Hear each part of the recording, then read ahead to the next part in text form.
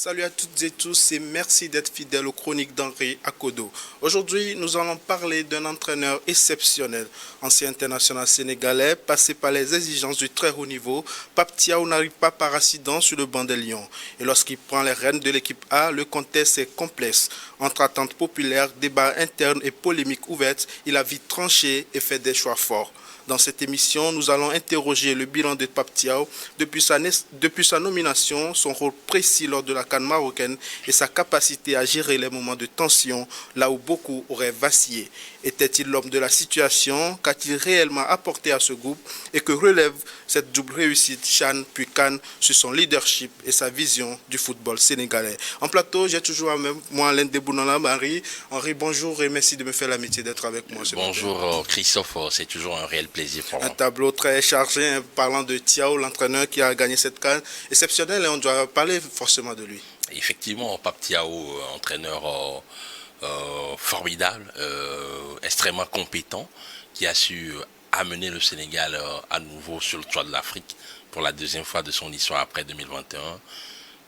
Ça a été compliqué, mais elle a su tenir le pari et c'est avec grand plaisir qu'on va essayer de parler de ce grand homme. Justement, avant de parler de cette CAN, revenons sur l'homme. Hein. Qui est Pape Thiaw, Henri, son parcours hein, et qu'est-ce qu'il représente aujourd'hui pour le football sénégalais et africain? Pape Thiaw est né le 5 février 1981 à Dakar. Il a commencé très tôt sa carrière au Sénégal. Il a voyagé par la suite à 16 ans en France pour rejoindre le centre de formation de l'AS Saint-Étienne. Derrière, il a disputé quelques bribes de matchs avec l'équipe professionnelle.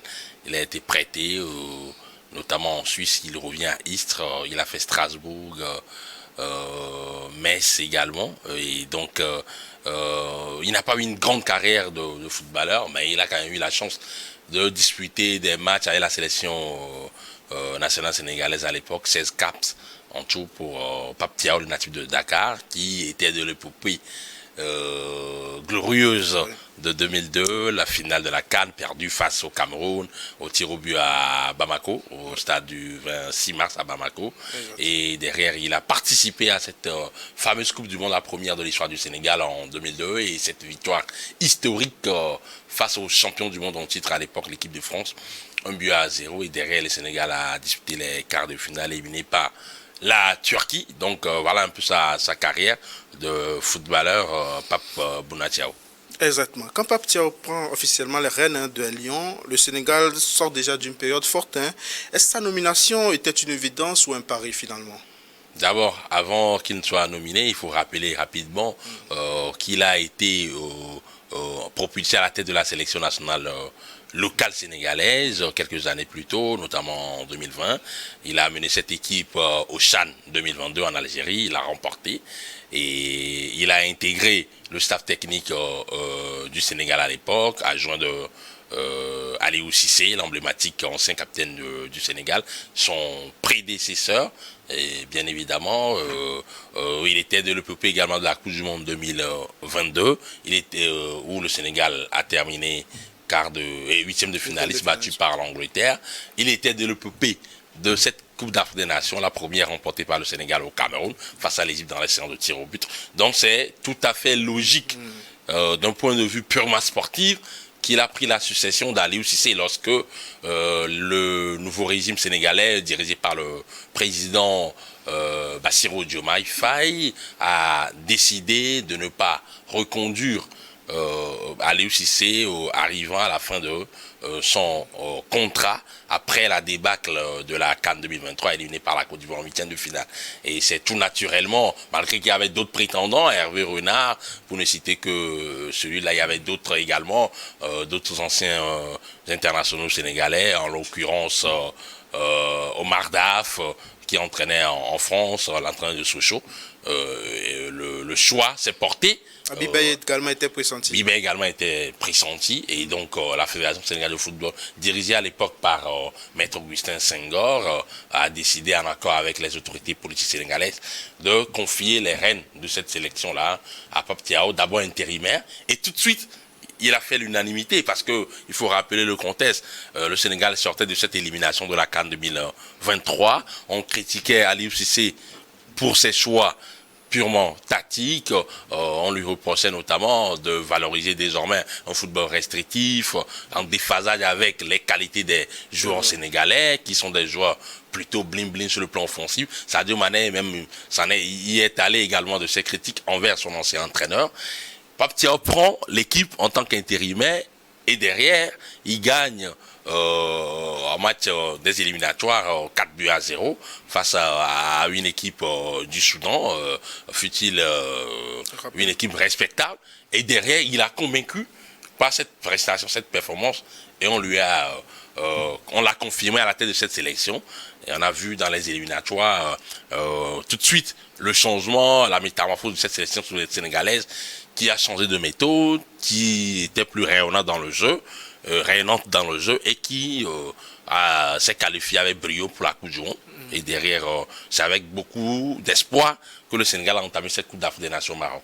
Alors, depuis tu viens de l'évoquer, Aliou Cissé, justement, est-ce qu'il y avait eu vraiment une rupture avec l'ancienne méthode, ou c'est la continuité ou carrément une gestion nouvelle de cette équipe avec Pape Thiaw? Non, dire qu'il y a eu une révolution totale serait faire preuve de naïveté, parce que il était du système d'Aliou Cissé, naturellement son adjoint, et donc il s'est basé, il a consolidé les acquis du système Aliou Cissé. C'est une base défensive forte autour du capitaine Khalidou Koulibaly, bien évidemment, et il s'est appuyé là-dessus, la solidité défensive, la rigueur défensive, la rigidité défensive, pour pouvoir, on va dire, avancer.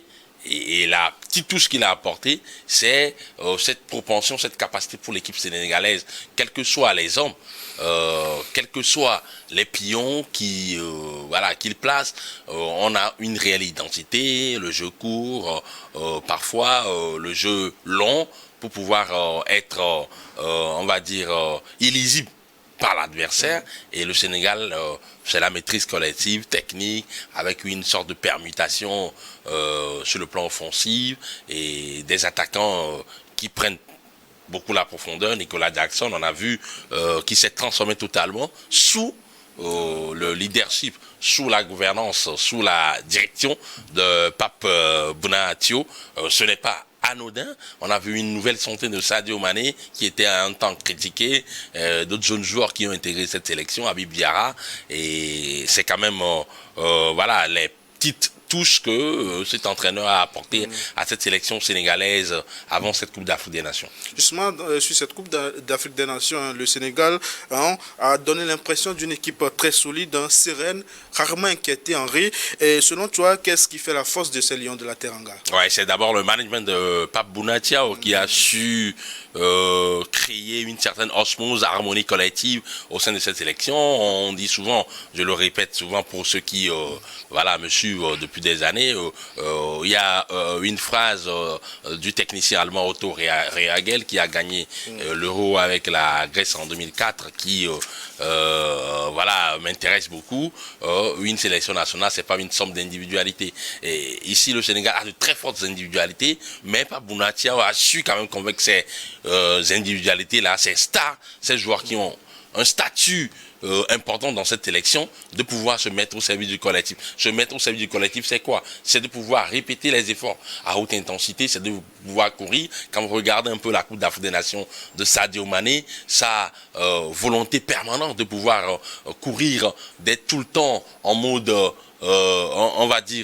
répétition des efforts, pour travailler pour la récupération collective du ballon. Ça témoigne, ça illustre à bien des égards la méthode implémentée par Bouna Thiaw. Et c'est pas évident de pouvoir manager de telles individualités, de telles stars, mais il a su réussir. Cette sélection sénégalaise, sa maîtrise collective, sa solidité défensive n'est pas anodine. Ça provient de cette capacité à pouvoir mettre les joueurs ensemble, le discours, la propension à pouvoir les convaincre de pouvoir faire les efforts les uns pour les autres, à la perte du ballon, se replacer dans le bloc équipe, fermer les trous, fermer les fenêtres de passe pour l'adversaire et se déployer vers l'avant lorsqu'on va récupérer le ballon. C'est ce qui a apporté un peu cette touche particulière à cette sélection sénégalaise qu'on a vu dans cette Coupe d'Afrique des Nations. Et bien avant même, le Sénégal a joué des matchs avec de grandes sélections, notamment l'Angleterre, et cette victoire en match amical 3-1.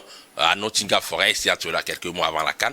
Donc ce qui illustre à bien des égards l'évolution, on va dire, stratégique, managériale de cette sélection sénégalaise. Tout à fait, avec une panache exceptionnelle entre les jeunes et ces anciens qui coordonnent très bien. Cette finale restera dans la mémoire forcément. Henri, le Sénégal gagne, mais un épisode va marquer les esprits. Cette décision de Pape Thiaw, justement, de demander à ses joueurs de quitter le terrain après une décision arbitrale contestée, ce qui a provoqué un arrêt de jeu plusieurs minutes, attirant plus tard les critiques de la CAF et même de la FIFA. Henri, toi en tant qu'observateur, comment tu as vu cette séquence et qu'est-ce que tu as pensé de tout ça? Ouais, il y a les principes, il y a les règles de jeu, il y a les règlements, mais il y a aussi l'humain. Le football ne peut pas être déconnecté des sentiments humains. Bien évidemment, un entraîneur, un sélectionneur, à ce niveau de la compétition, doit pouvoir faire abstraction de ses émotions pour être lucide dans la prise de décision. Mais quand vous êtes dans le feu de l'action, parfois c'est compliqué de pouvoir se départir de ses émotions. Donc, on ne peut pas jeter aujourd'hui l'anathème, on ne peut pas jeter, on ne peut pas critiquer de façon virulente l'attitude de Pape Bouna Thiaw, même si sur le plan réglementaire, il est condamnable. Bien évidemment, il fera face à ces sanctions parce que la CAF a ouvert une enquête allant en ce sens. Mais aujourd'hui, je ne comprends pas la tornade de critiques qui tombe sur le jeune sélectionneur sénégalais 44 ans qui, en tout état de cause, en toute âme et conscience, bien évidemment, a appelé ses joueurs à pouvoir rejoindre les vestiaires après l'épisode, on va dire, déplorable de cette finale, après le coup de sifflet, après le pénalty sifflé par monsieur l'arbitre congolais, Jean-Jacques Dalang Gabo. Donc, bien évidemment, ça n'enlève en rien aux qualités managériales, aux qualités, aux compétences de Pape Bouna Thiaw, qui pour le coup devient, on va dire, le premier sélectionneur sénégalais à pouvoir gagner, africain bien évidemment, le CHAN et la CAN. En espace de quelques années, c'est impressionnant. Et figurez-vous, sur le plan des statistiques, c'est la première fois que le Sénégal marque autant de buts dans une Coupe d'Afrique des Nations. C'est impressionnant. Et ça, le mérite revient à Pape Bouna Thiaw. Et cet épisode, cet épiphénomène ne peut pas entacher un peu l'exploit réalisé par le jeune sélectionneur de 44 ans. Mais cet épisode, justement, Henri, pourrait entraîner des sanctions disciplinaires, potentiellement jusqu'à une mise à l'écart lors des prochaines éditions des tournois majeurs, selon les organes du football, évidemment. Est-ce que tu penses que la CAF va faire du Sénégal un exemple pour frapper fort? Donc, je pense que, en fait, oui, il y a les principes, mais il y a aussi la casuistique. Il faut aller cas par cas, parce que le contexte, il faudrait-il encore le rappeler, beaucoup de suspicions au cours de ces Coupes d'Afrique des Nations, des polémiques sur les décisions arbitrales. Et bien avant cette finale, même il y a eu des épisodes qui sont regrettables, notamment la séquence qui est ahurissante, où on a vu la sélection sénégalaise débarquer à Rabat avec une sécurité, on va dire, pas totalement assurée par les autorités marocaines. Après, voilà, l'empoignade au niveau, on va dire, de la conférence de presse, avec voilà, le coup de gueule de Pape Thiaw et derrière la réplique de Walid Regragui. Le contexte général doit être pris en compte par voilà, les décideurs de la Confédération africaine de football, notamment le jury disciplinaire, dont un membre est un Togolais, monsieur le juge Espara Sogbavi, qui fait partie de cette comité, de cette commission prestigieuse, voilà, du jury disciplinaire de la CAF. Ils vont analyser, sans se départir bien évidemment des tests de la CAF, mais prendre en compte également le contexte général qui a entraîné cette situation déplorable. On espère que l'ascension ne soit pas trop importante. Absolument, sinon ça sera vraiment dommageable. Parce que c'est 4 mois du mondial. Absolument, parce que c'est un entraîneur aujourd'hui qui est un héros.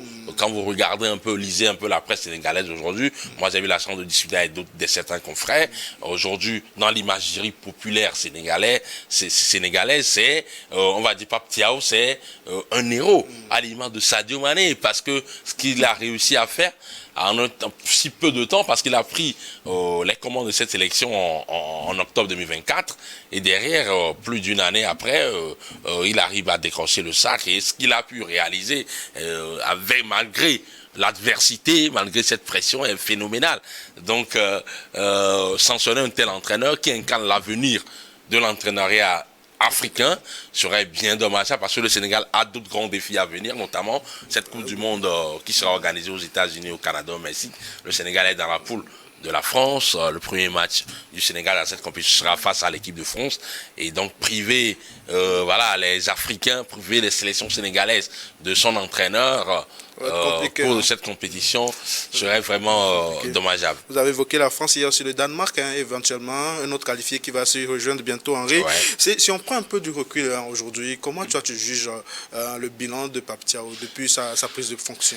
Le bilan, il est extrêmement positif, mon cher Christophe. 17 rencontres disputées par Pape Thiaw, c'est 12 victoires pour le Sénégal, notamment face à l'Angleterre, des victoires importante, notamment l'élimination de la Coupe du Monde face à la RDC, à Kinshasa, dans un stade plein à craquer de 80 000 spectateurs, 10 victoires, 4 matchs nuls et une seule défaite. Face à qui? Face au Brésil en amical.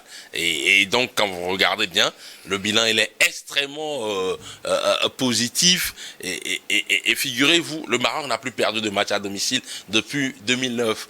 Et cette défaite face au Gabon en éliminatoire de la Coupe du Monde 2010, et gagner face à cette équipe du Maroc qui est la première au classement FIFA dans la zone Afrique, c'est quand même impressionnant. Aujourd'hui, le Maroc se retrouve à la 8e place. Le Sénégal, avant la CAN, était 19e et se retrouve pour le dernier classement FIFA à la 11e place.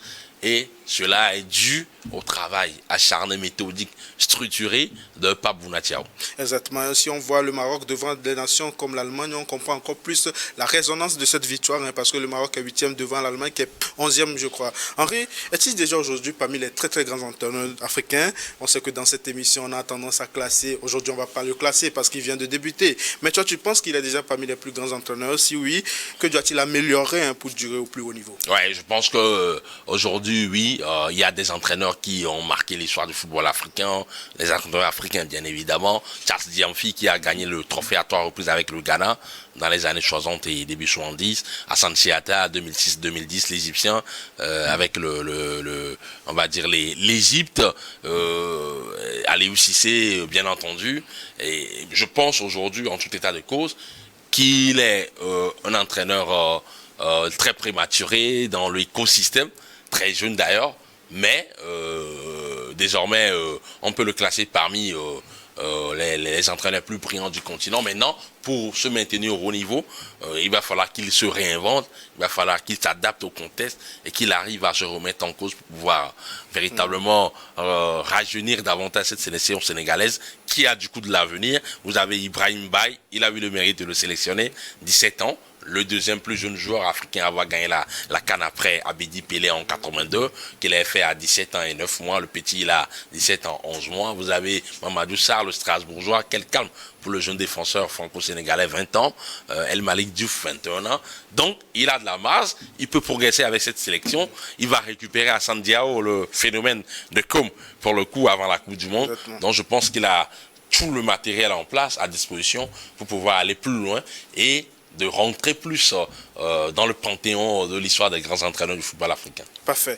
Pape Thiaw n'incarne pas finalement le modèle de sélectionneur africain moderne, c'est-à-dire ancien joueur proche du vestiaire, mais tactiquement structuré aujourd'hui. Absolument, absolument. Regardez, depuis la CAN 2019 jusqu'à maintenant, il y a eu Jamel Belmadi en 2019, il y a eu Aliou Cissé en 2021, Emer Soye en 2023, Pape Thiaw en 2025. C'est pratiquement le même profil. Des entraîneurs qui ont joué pour leur sélection quand ils étaient jeunes et derrière qui ont passé leur diplôme, qui ont pris le temps d'apprendre, de prendre des clubs, de grandir, de prendre des sélections B ou junior ou 23 ou sélections locales, et finalement ils sont arrivés au sommet de leur art avec la sélection A. Ils ont gagné. Et aujourd'hui, ça bat en brèche, bien évidemment, l'argument selon lequel le génie africain en matière d'entraîneuriat n'est pas aussi avéré que c'est les blancs, les fameux sorciers blancs qui peuvent faire des résultats avec les sélections africaines.